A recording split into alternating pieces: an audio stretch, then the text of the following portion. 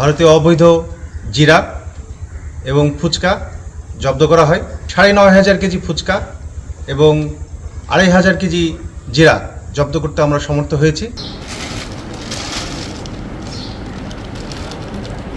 সুনামগঞ্জের বিশম্বরপুর উপজেলার আওতাধীন ঘাগটিয়া গ্রামে একটি পরিত্যক্ত ঘর হতে আজ ভোররাতে সেনাবাহিনী এবং বিজিবির যৌথ অভিযানে বিপুল পরিমাণ ভারতীয় অবৈধ জিরা এবং ফুচকা জব্দ করা হয়।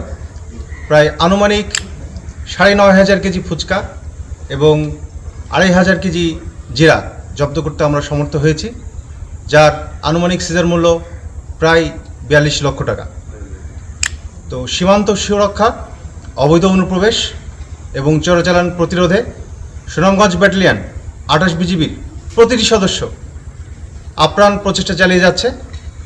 আমাদের এই ধারা অব্যাহত থাকবে।